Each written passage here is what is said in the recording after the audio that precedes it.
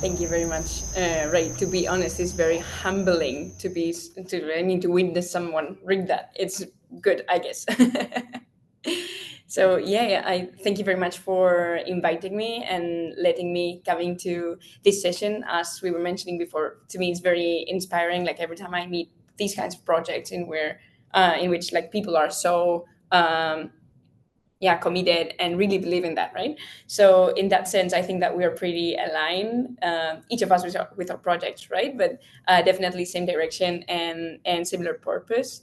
So in that regard, I'm very happy to be here and very grateful, to be honest, to have these chances to like share what we have and share what we're going towards, right?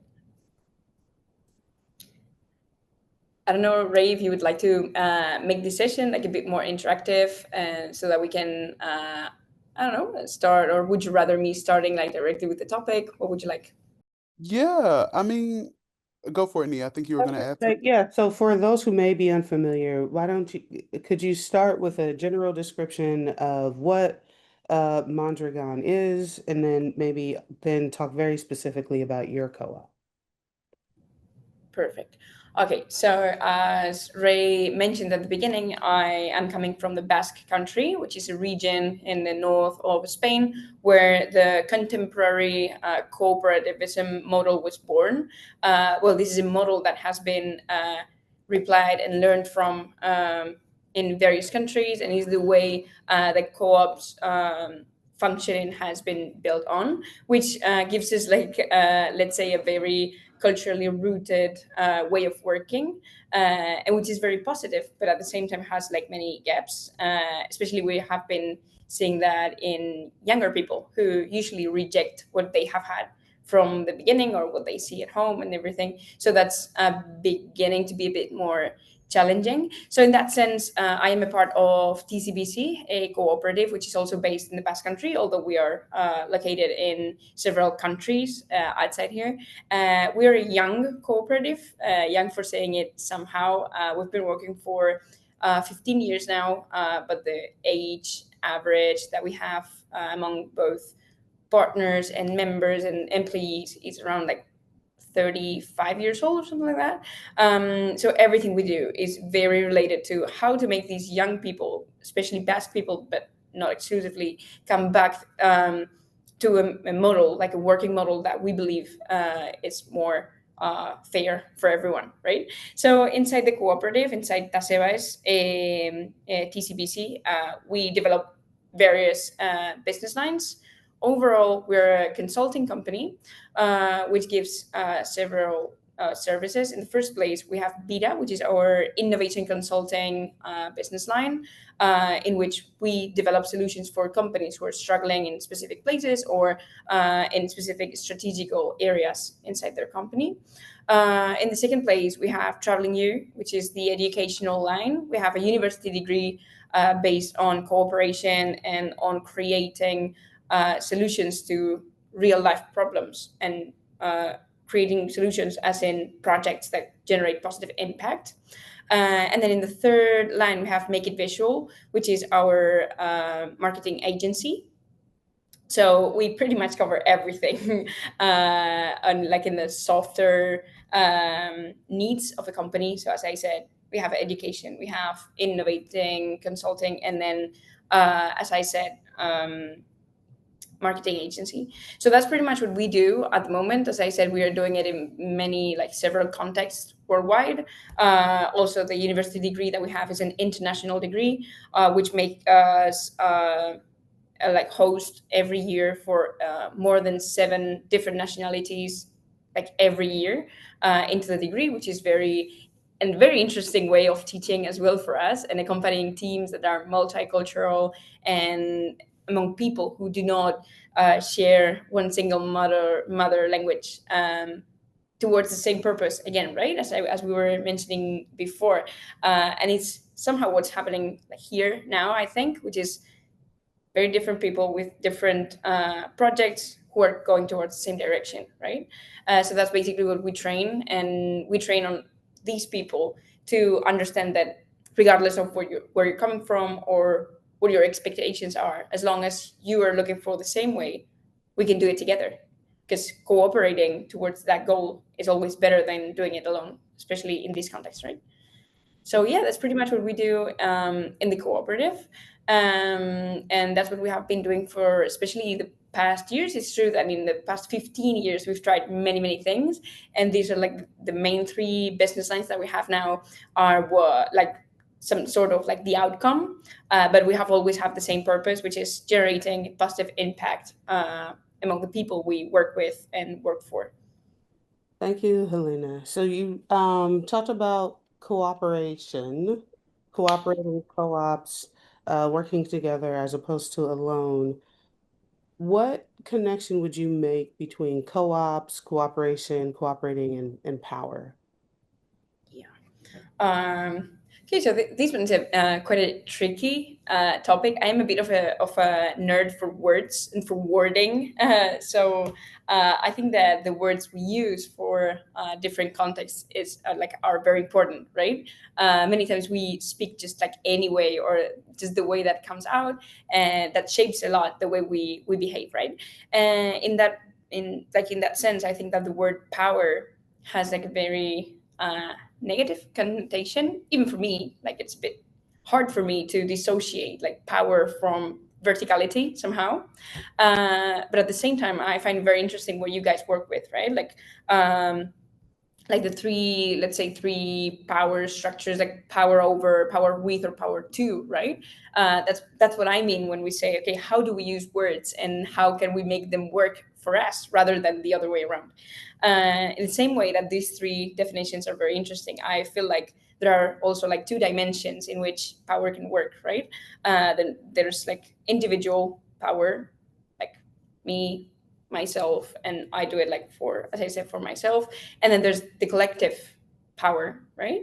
So I think that these two make like the huge difference in which what we're saying, especially understanding that the individual power may lead us to verticality, not necessarily all the time, but the collective power very rarely will lead us to verticality, right?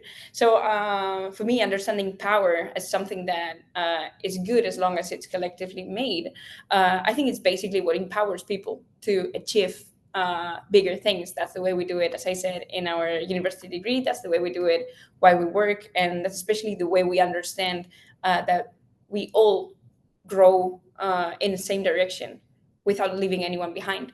So yeah, answering to your question, how we see or how we relate power to cooperatives, I think that the collective way of using the power is the way to create cooperative, right? And also allowing everyone to earn or to get that power somehow, right? And everyone feeling powerful in their context. Because I feel like somehow, and leaving the ego aside and leaving like the hierarchies aside, feeling powerful in the places that you work, you live, or even the places where you consume is important, because that makes you own what you're doing, right? It makes you really understand that what you're doing is also yours, not like property wise, but that you also belong in those places. And I think that that goes a lot like related to collective power, right? And understanding that is as much as it's mine, it's also yours, but it's also mine, and that's good. Thank you so much, Helena. I do have another question for you. And I know that TZBZ talks a lot about transformation through cooperation. I'm curious about like what does that transformation look like when this idea of power, at least how we talk about the collective power, is shared and youth are centered. And I'm also very curious around what are some of the like victories that you've found in like kind of the youth-centered work, but also some of the struggles in that work as well. Okay, so in our case, I think that this transforming concept goes like it's like an outcome, right? But it goes all the way through deconstructing and de-learning, especially nowadays that we're working with generations that are coming from very, very individualistic contexts. So it's very hard for us to work towards that collective power that we're saying, because we begin to work like more and more, not only in the university degree, which of course as well, but also in our company when we're bringing people into the cooperative, younger people who do not understand another way of working than verticality, right? So there's a lot of work on deconstructing, de-learning, and relearning many new concepts, and also empowering these younger people, right? Because many times in that hierarchical context, we do not even feel allowed or legitimated to speak out loud, right? And we feel that that's normal, and we have that very, very interiorized, and that's, if you ask me, a bit scary. The way that especially younger generations, Gen Z and the ones coming afterwards, generations that lived, especially here in Basque Country, locked down in very bad years, in which you should have learned to share, you should have learned to interact, to have that shared context, right, in which you create with people. They didn't have that, and you can tell now that they are 20, and you can say, wow, how do we work with these people who do not understand sharing and that community learning as a thing? In fact, they learned the opposite in a very like key years, right? So yeah, that's, I think, some of the like the hardest thing that we have here, and I think that's maybe some of the reasons why I do have the word like power even like rooted as a not so good, such a good thing. So that's like the way, or the work we're doing, like renaming or reshaping those words so that we come from that verticality, or that thought of I need to climb higher, towards okay, let's build together, right? There's something I find very interesting that you guys said before, right? About your project, in which you were saying how important it is to like the collective work to learn together, right?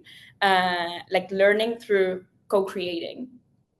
And so that's basically what we do, teaching them that co-creating leads you to learn, and also the other way around, co-learning leads you to create better.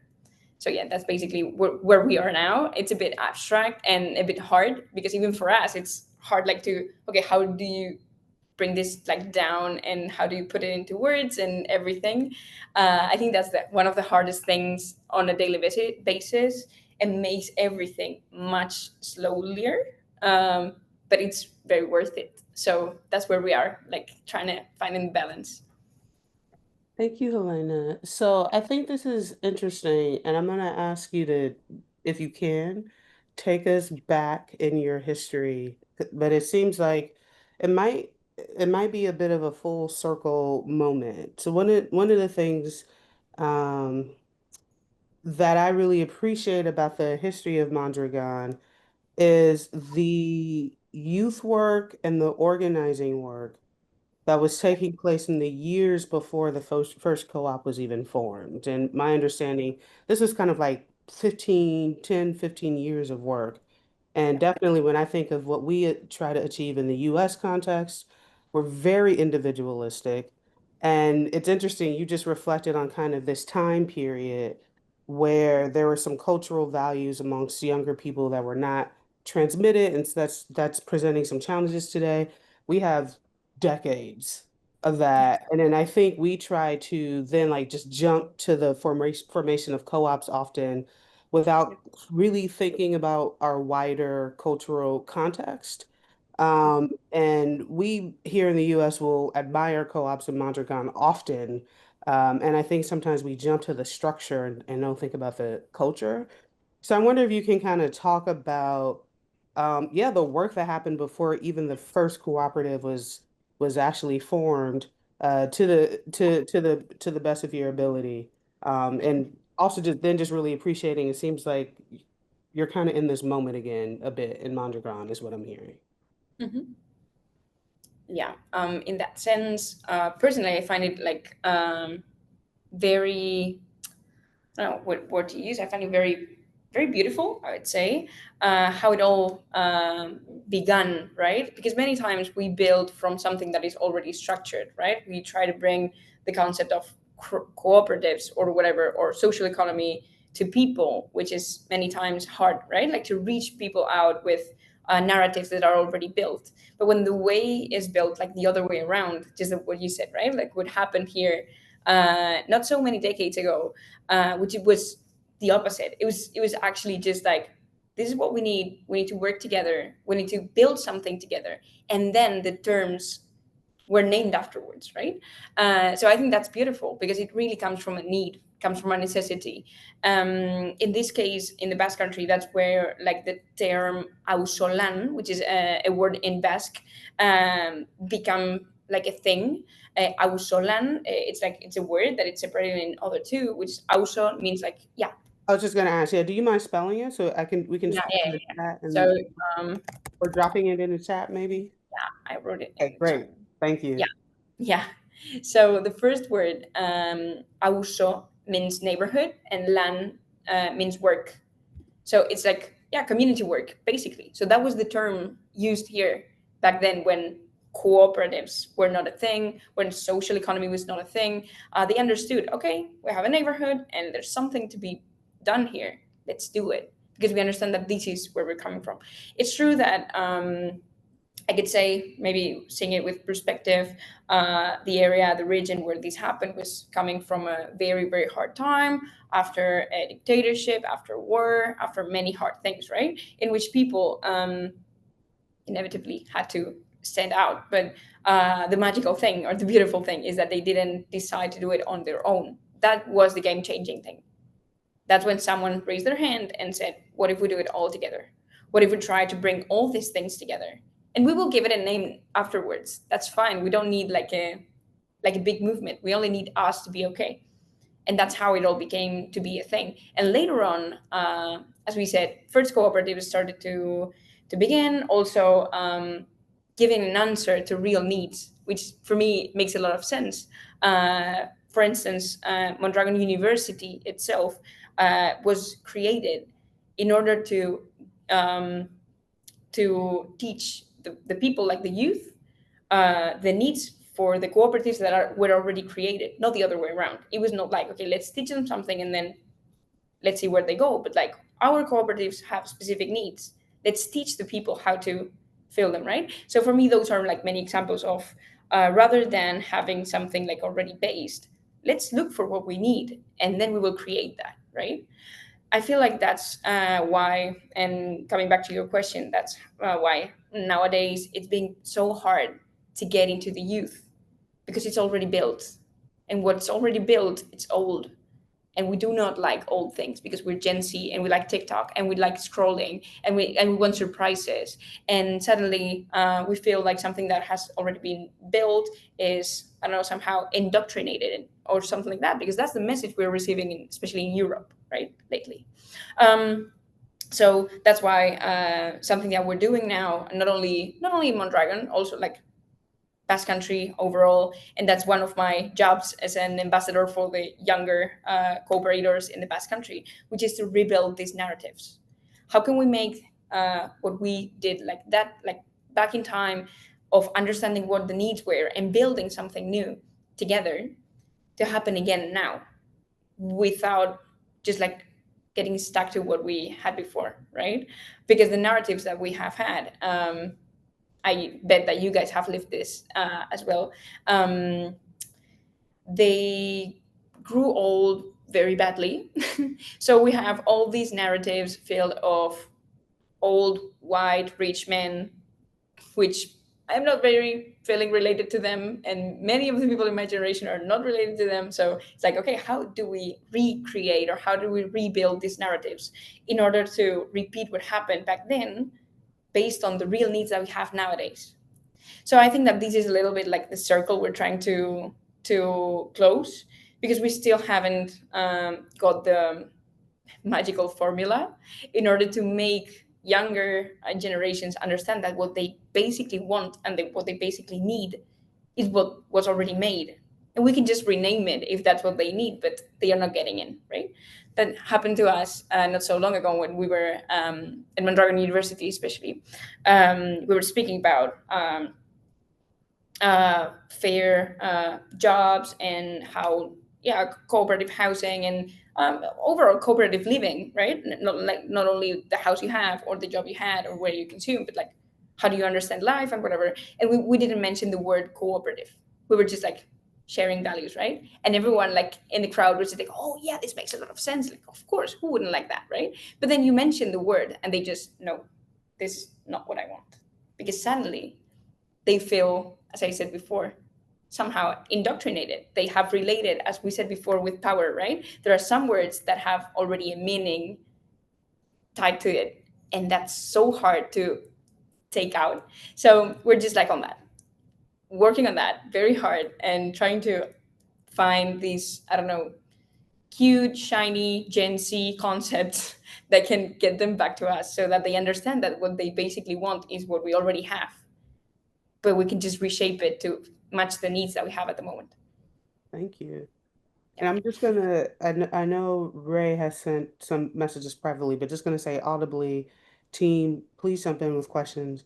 I mean, I have one more, Helena, if it's for right now. If it's okay, you seem young to me, Yeah. but that could also because I'm old. For you, what's your drive? So you to me seem to be a younger person that is participating in cooperatives in the Basque region. So what's that journey been like for you, and why have you not kind of said, this is, I feel like this is old and I've been indoctrinated and I'm taking it for granted. Okay, so, well, I am 25. So it hasn't been very long for me in anything.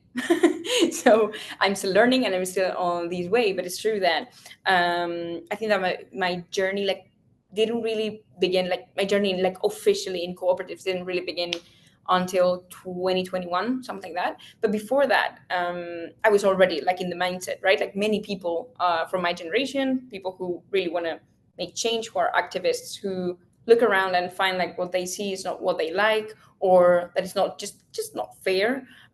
So we were there. Like I was like very involved in many movements, many projects, but didn't know the cooperative or the social economy concept at itself. So many times when they ask me this question, I like to just answer that I ended up in cooperatives by accident, which is something we really, really want to avoid now, because we feel like people who are really socially driven and who are actually have cooperative mindset shouldn't arrive here by accident. There should be someone calling them and saying, hey, this is what you're looking for, we're here, right? So yeah, it was in 2021. I was living in South Korea, in Seoul, and it just happened that I was working there, and the World Cooperative Congress was happening in Seoul. So I got a call because I was working as a consultant over there. And so they called me and, hey, we have this event and we would like to have a Basque person over there, just like representing and stuff. Could you do that? And I was like, okay. And so when I got involved and I saw everything, I was like, okay. So this was it. Okay, this makes a lot of sense now. And for me, was that like the feeling was like, okay, this is what makes sense. But the truth is that, as I was saying, we should not wait for young, impact-driven young people to arrive here by accident in the first place. And of course, we cannot take for granted that they all have the chance to attend a congress 10,000 kilometers away of their hometown, right? So basically, that was sort of like very, very like in a short way my journey. I also studied in Mondragon University, but never heard of cooperatives, or maybe I heard but not really studied about it, which is something that now as a teacher I'm trying to change from the inside as well, because I think that we are scared as institutions. We don't want to put words in our mouths that may lead people to think of, yeah, they are indoctrinating us, or this is ideological or whatever. And I think that we are scared as a society in general to admit that, of course, this is ideology. Of course, this is politics. Everything is. And that's fine. Anywhere you go, there will be politics. And we should be brave enough as to speak of the things that we are really moving forward to, right? So that's a little bit like from the experience I had. That's what I'm trying to do now. And that's what we as a team are trying to push forward to. how can we make our message clear? How can we make the young people who are impact driven come in here not by accident, but because of they do have the will, and somehow not really fix, but try not to make the same mistakes that I lived, not because someone was making it wrong, but because the right steps were not made in the right direction. So that's pretty much it. After that, like besides that, I also collaborated with the cooperative I am part of now with TZBZ before, but just like a collaborate, like external collaborator without really understanding what a cooperative was. So it was like a very little by little thing for me, but definitely always with that cooperative mindset, even if I didn't know what that meant, of horizontal structures in which everyone has a lot to say, and especially being young and a woman and having this very young face because I look younger than what I am, and that makes a huge struggle. Understanding how everyone has something to say, regardless of how they are going to be interpreted in a room full of people. So, yeah, that would be pretty much in a very short way, but yeah. Excellent. Nia and Elena, thank you for bringing us into this arc of the conversation. I wanted to talk about disruption as it relates to education, as it relates to the young people, the young cooperators, Mm-hmm. that you're helping, you're fostering them in their journey. Mm-hmm. Um, I did some research on the website last night of Tazebaez. My pronunciation will improve over time. I was looking in particular at the international learning experiences by Traveling You. Um, I have noticed that not just the Gen Z, but the millennials carry over here in the metropolitan cities of the US. A lot of people want to travel, a lot of people want to move. They want to go where the hubs are. The hubs of what? Global commerce, and that is tied to this large system of global capitalism and imperialism. So, with Mondragon and some of these offsprings, if you will, these cooperative offsprings of like the Tazebaez co-op, how are youth cooperators in these programs, these international education programs, disrupting global hierarchies during their education and after? And I say that because, you as a teacher, you probably know the term brain drain. Um, you Mm-hmm. know, some people they get their education and now it's just like I'll even use an example in your own country, you know what I'm saying? It's like, okay, now I want to be an entrepreneur in Madrid, and you never hear from them again, and now they got Gucci loafers, and like that's just their life.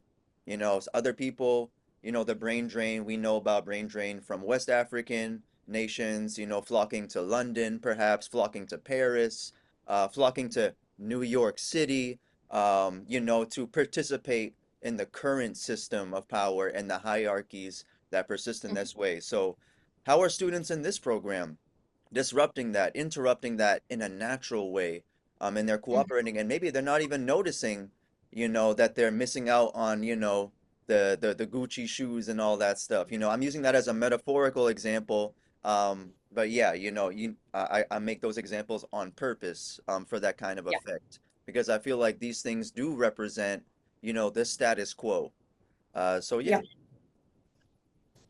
Yeah, yeah, totally. Like we do see what we are saying. I think that the profiles that you're speaking about are especially the ones who speak on behalf of that individual power that I was mentioning before, right? That's what they pursue. Like they are looking forward that I am going to be the one, I'm going to be the winner, I am going to go higher, right?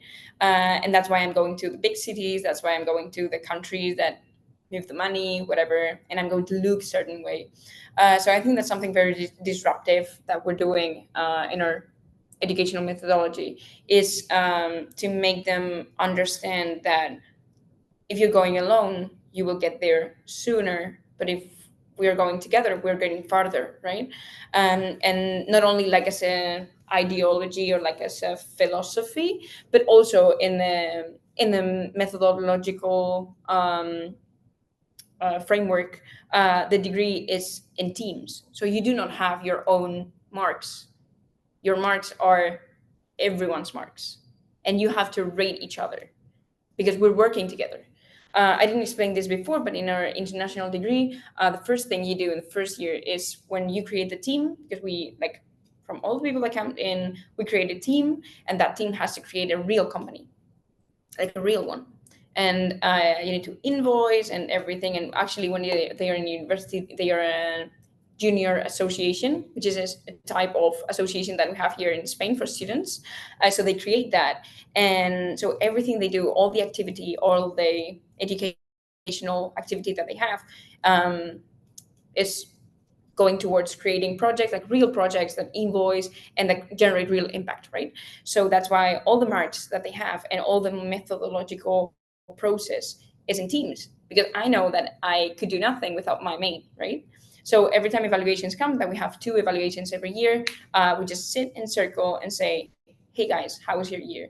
There's another very important thing regarding our degree, I think, which is that since we do not believe in that vertical or hierarchical concept, I used the term teacher before, but we never do that. I only do it when we are with people who are not familiar with methodology. But we are not really teachers, we are team coaches, which is people who accompany your team. But the structure is horizontal. In fact, I have nothing to say in your association.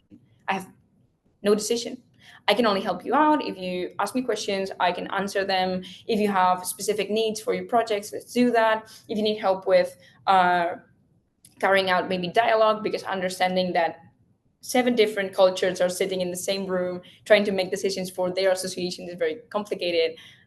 Okay, there we are. We will team coach you and we will help you out.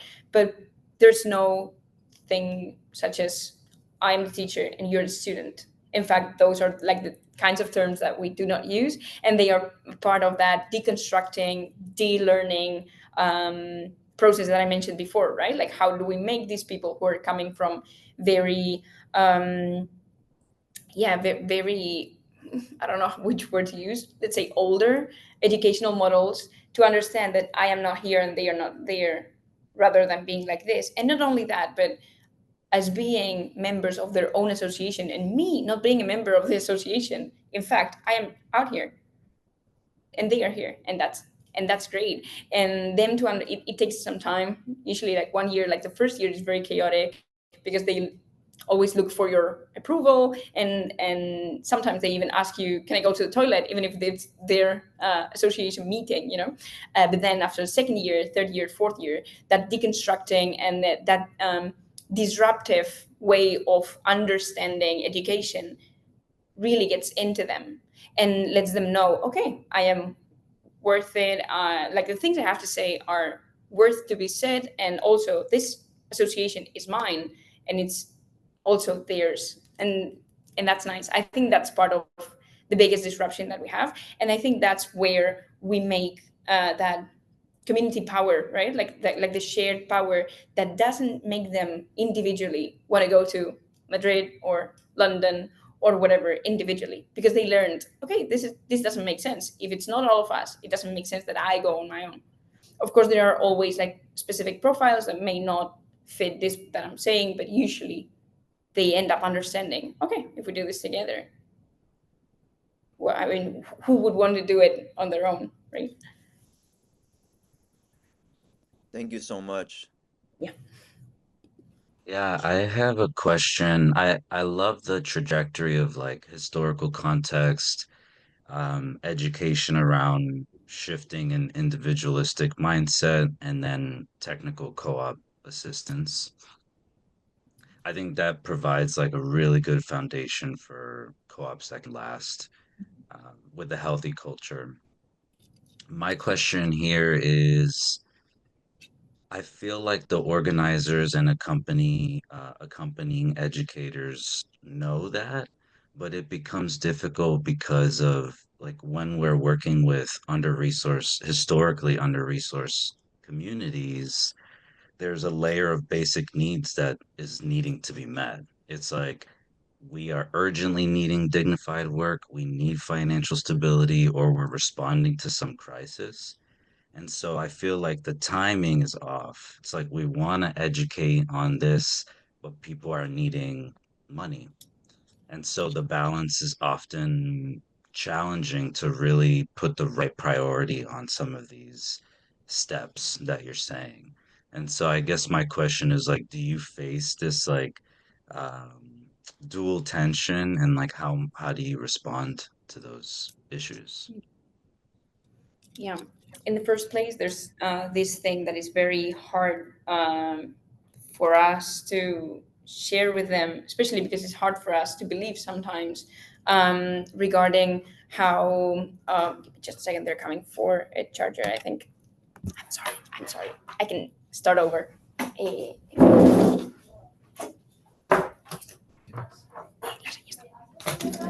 I'm sorry. I can start again, and we can just like, is that fine? I'm sorry, I just borrowed a charger without letting them know, and they were coming back for it. So, as I was saying, what was I saying? Yeah, no. Can you ask again? The question was around like meeting basic needs and how that might affect like this trajectory that you were mentioning before. Okay. Yeah. So yeah, basically it is many times hard for us to let them know or let them understand certain things if we do not understand them ourselves, right? So for me, the key question is how can we make cooperatives and social economy profitable, right? Which is something we do believe, but sometimes it's hard. So I totally understand what you mean, because many times it's like, okay, does this horizontal model or this cooperative model meet the needs, the very basic needs that society has at the moment, which is eating, which is a ceiling, which is basic clothes, right? So deep inside, we do believe that that's true, not because we believe it, but because we live it. Like in our cooperative, we do have salaries, we do live on these, right? And in many other cooperatives around the world, this happens as well. But it's true that something we're struggling with a lot, and that's something a bit scary for younger generations nowadays, is how hard it is as a cooperative or as a social economy structure company to, let's say, move forward huge crisis. Like we've seen it with COVID-19, we've seen it with all the wars we're having in our area, very close to our countries, and how many cooperatives had to stop their activity because they couldn't prioritize being a cooperative in front of the crisis that they were having.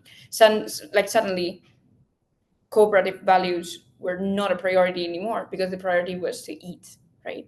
And I totally understand what you mean, and it is very hard for us to lead with this example, because even if our situation is not so bad, it used to be during COVID, for example, and we did struggle as a social economy structured cooperative. We did struggle to manage with all the salaries and manage with everything, and still we decided to move on and move forward, but not everyone could. So we're still working on that. We understand that horizontally structured, in this case, associations, cooperatives, companies, whatever, are endangered just because our system is not horizontal. So it's very difficult to to live in a context that is going on the other direction to yours, and where, as I said, individualism and like individual power, it's overcoming like all the rest. So I don't think there's like we do have an answer for that. We really just go for like the examples that are already existing, because many times I feel like when we speak about social economy and cooperatives and any kind of, everyone will just speak about the example, like the bad examples, like the ones that went wrong, and it is very hard many times to just like do a comeback for that, because there are so many examples that are so right and so much better, and many times we just do not speak of all the capitalistic hierarchical vertical structures that go wrong every single day, right? And so we understand that that's like the norm and that's how it should be, and it's very hard to come with a solid affirmation that says, hey, why is nobody questioning this one? why do you always question this but never question that, right? So I feel like we're like in that fight also. Fight, like, is in a way of saying, but yeah, as teachers or as educators, in this case as team coaches, we just focus much more on, let's identify the real needs that we have and understanding how privileged we are of being able to develop these kinds of projects. Let's make the best out of them, because that's something that is part of the learning process, right? When they are here, which is basically university, which is private, which is in Europe and in a very specific context. Even if you're coming from various countries, even if you have a grant, whatever, their situation is very, very privileged. So instead of making them think that whatever they do, there are always people who are in need of, yeah, as we were saying, right? Like food and ceiling and whatever. Let's focus on what can we do, what's in our hands, understanding how privileged we are and what kind of solutions we can make. Because we understand that it is very hard to, let's say, work on this through the other way, which is why is social economy so nice? And, you know, so that's what we do. Rather than looking for the right answer in that way, we just let them understand, okay, you're very privileged, you're here and you're able to do this, then make the best out of it. That's basically what we can do so far. I know you had mentioned that people talk a lot about the failures of the cooperatives, but not necessarily the successes. I'm wondering if you could share some of your favorite cooperatives or success stories that you think more of us should know about. Yeah, for me, I think it's very nice to not so much like a specific cooperatives. I think I can share about like context in which cooperative movement is right now like raising. For example, the Korean context, South Korean context, I think is a great example of like from a country that 60 decades ago was very behind on development in many many senses, and suddenly becomes very very capitalistic country that suddenly skyscrapers everywhere, and the social yeah, like the social scale goes like much higher and stuff, and you would expect that society to be extremely capitalistic, which it is. But suddenly, not so long ago, like 5-ish years ago, cooperative context starts to grow like crazy, and now they are example worldwide of how they are making things and how they are reshaping the way of understanding work, right? Especially coming from a society which is not only extremely capitalistic for their context, but also very individualistic, very competitive, and very tough to work in. So for me, the Korean cooperative model is something to study, like definitely. Unfortunately, in Europe, the context is not so helpful. I think that because of the political situation that we are now, it's not helpful either. More like, let's say, ideologically, I think that people are slowly finding it harder to believe or to feel like there's hope in that way. And I think it makes a lot of sense. I mean, what can we do, right? Like seeing the direction we're taking.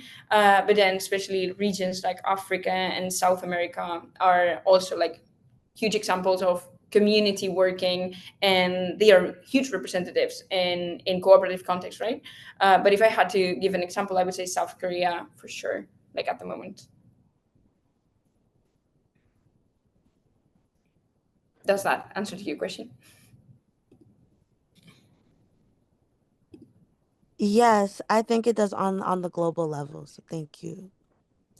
Uh, Thank you, Helena. So also speaking of global level, I wonder if we can also back up a little bit again and maybe also just talk a little bit about the wider context Mm-hmm. of Mondragon, because I don't think we did this yet, but I have kind of a series of questions of things like, for example, so there's a reason why a bunch of us look to Mondragon and really appreciate this piece of, and also today things are changing. Yeah. But if you could just give us just some contextual information, for example, um, how many cooperatives are we talking about when we're talking about the Mondragon group already? What are the reasons so many of us around the world look to Mondragon?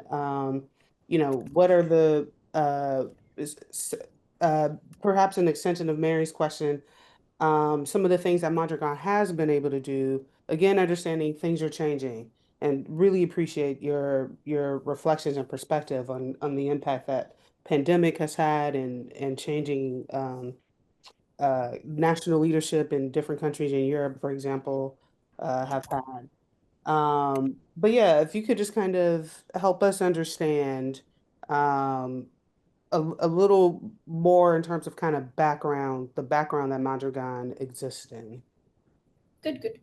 Okay, so I think that here we have like two different realities, let's say. Mondragon Corporation is one reality which is very specific and I think it's very representative on the one hand, and then we have the Basque context which goes beyond Mondragon Corporation, which is also nice. So having like first a look to Mondragon Corporation, there are around 100 cooperatives like active at the moment in the corporation, but they go like all over, like industry, finance, a lot about education as well, involving university, and then something that is very let's say representative as well is how spread they are around the world. I would say that you can find cooperatives from Mondragon Corporation in more than 30 or 40 countries, depending on their context, right?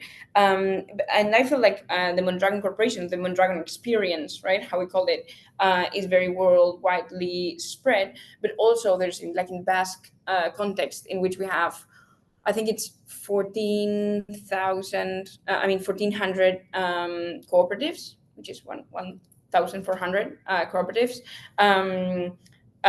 which belong to very, very, very different sectors. Something that makes the Basque Country special, involving Mondragon as well, is that like the diversity and the density of cooperatives in such a small region.